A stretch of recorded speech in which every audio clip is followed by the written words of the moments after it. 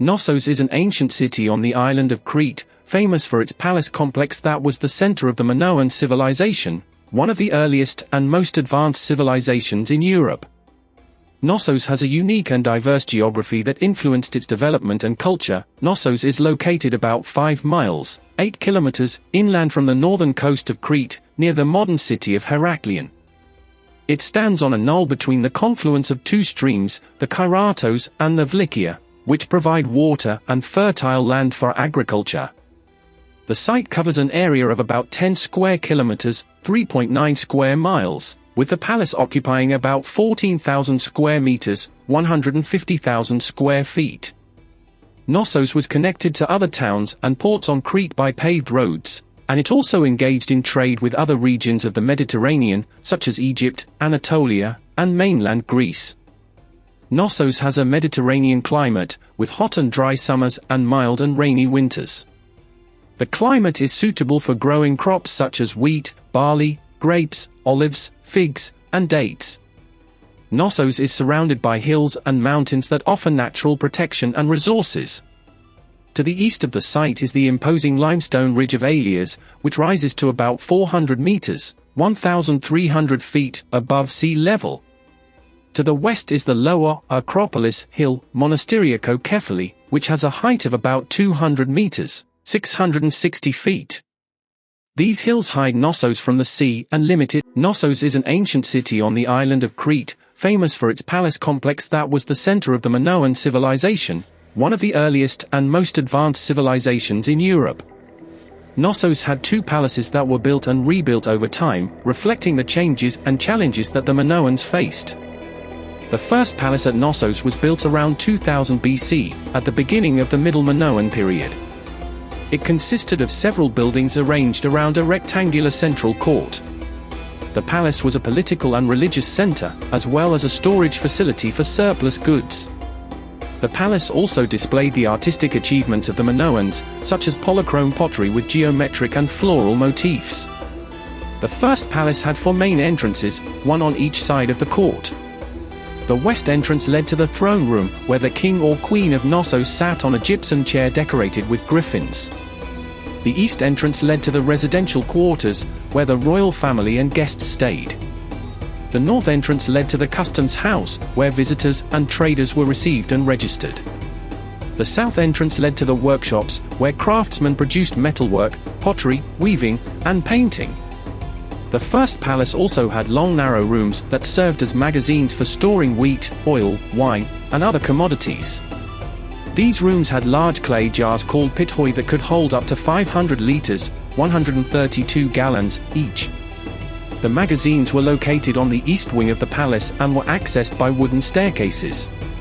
The first palace was decorated with colorful frescoes that covered the walls and ceilings of many rooms. The frescoes depicted scenes from nature, such as plants, animals, and landscapes, scenes from daily life, such as fishing, hunting, farming, sports, and dancing, and scenes from mythology and religion, such as processions of priests and priestesses, offerings to deities, and bull-leaping rituals. The first palace was destroyed by a powerful earthquake around 1720 BC. The earthquake caused extensive damage to the buildings and their contents. Many walls collapsed, roofs caved in, floors cracked, jars shattered, and frescoes peeled off. The earthquake also triggered fires that burned down the wooden structures and furniture.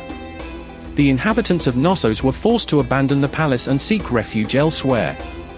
The second palace at Knossos was built on the ruins of the first one, with some modifications and additions.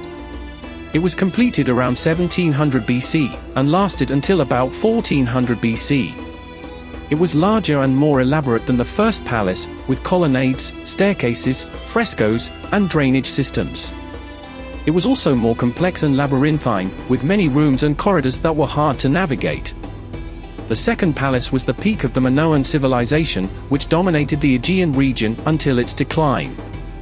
The second palace had a similar layout to the first one, with 4 entrances leading to a central court. However, the entrances were more monumental and impressive, with stone steps, pillars, and gates. The west entrance led to the throne room, which was enlarged and embellished with alabaster columns, a wooden ceiling, and a fresco of griffins. The east entrance led to the residential quarters, which were more spacious and luxurious, with private bathrooms, bathtubs, and toilets. The north entrance led to the customs house, which was expanded and improved with stone benches, tables, and scales. The south entrance led to the workshops, which were more diversified and specialized, with separate areas for metalworking, pottery making, weaving, painting, stone carving, and seal engraving. The second palace also had more magazines for storing goods than the first one. They were located on both wings of the palace and had more than 400 pithoi in total. Some of them were decorated with relief patterns or inscriptions in Linear A script. The magazines also had wooden shelves, doors, and windows for ventilation. The second palace was decorated with more colorful and elaborate frescoes than the first one. The frescoes covered almost every surface of the palace and showed a variety of themes and styles.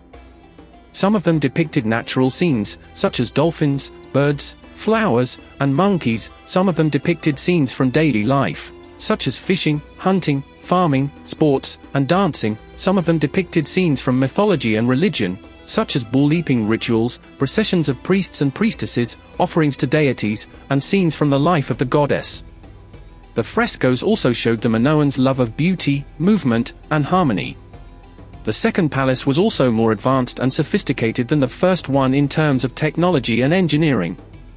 It had an elaborate system of drains, conduits, and pipes that provided water and sanitation for the palace.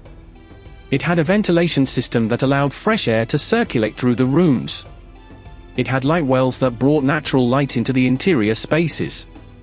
It had wooden beams that supported the roofs and floors and prevented them from collapsing during earthquakes. It also had some features that were unique and innovative, such as a flush toilet, a water clock, a double-axe sign, and a labyrinth design. The second palace was abandoned around 1400 BC, due to various factors such as volcanic eruptions, invasions by Mycenaean Greeks, and internal conflicts. The palace was gradually looted, burned, and buried by natural forces and human activities. The site was rediscovered in the 19th century by Greek archaeologist Minos Kalakirinos, and excavated in the 20th century by British archaeologist Sir Arthur Evans, who restored parts of the palace and named it after the legendary king. The palace was built and rebuilt over time, from about 2000 BC to 1400 BC, and then abandoned and buried until its rediscovery in the 19th and 20th centuries. Today, the Knossos Palace site is one of the most popular tourist attractions in Crete, attracting millions of visitors every year. The first person who conducted a systematic excavation at Knossos was Minos Kalakirinos, a Greek archaeologist and antiquarian, in 1878. He uncovered parts of the west wing of the palace, including the throne room and the magazines. However, he was stopped by the Ottoman authorities who claimed ownership of the site. The next person who excavated Knossos was Sir Arthur Evans, a British archaeologist and scholar, who first visited Knossos in 1894 and bought the site in 1899. He started his excavation in 1900 and continued until 1931, with some interruptions due to wars and political unrest. He uncovered almost the entire palace complex, as well as some nearby houses and tombs. He also restored parts of the palace, using concrete, wood, metal, and paint. Evans' restoration was controversial, as he used his own imagination and interpretation to reconstruct the palace according to his vision of the Minoan civilization. He also used modern materials and techniques that did not match the original ones. Some critics accused him of creating a fake or distorted image of Knossos that misled the public and damaged the authenticity of the site. However, Evans' restoration also had some positive aspects, as he preserved and protected the palace from further deterioration and vandalism. He also made it more accessible and attractive for visitors and scholars. He also contributed to the study and appreciation of the Minoan civilization by publishing his findings and theories.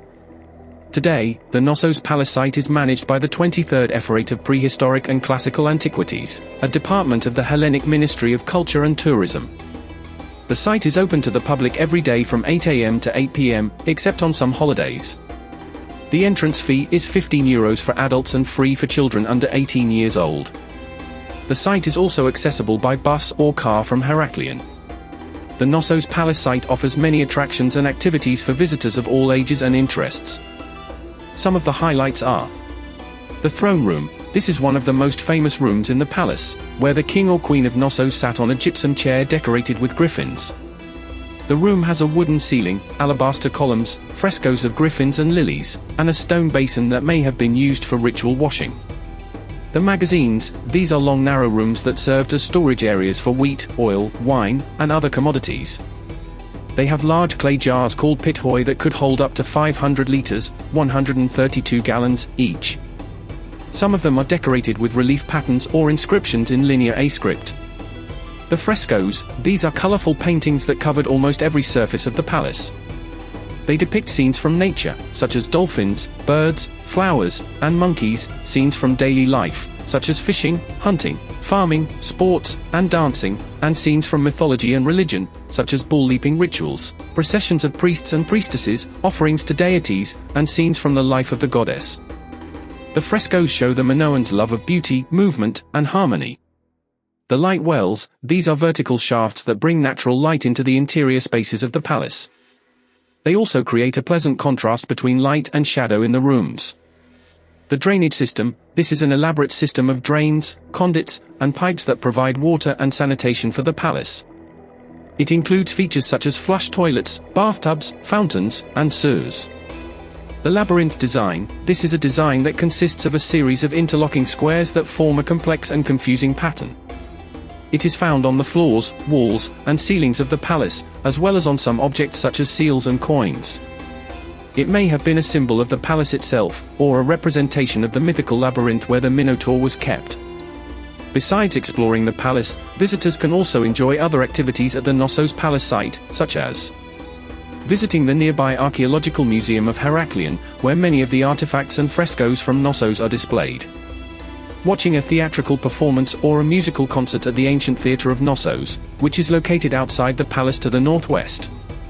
Taking a guided tour or an audio tour of the palace, which are available in different languages and provide more information and insights about the site. Buying souvenirs or snacks at the gift shop or the cafeteria, which are located near the entrance of the site.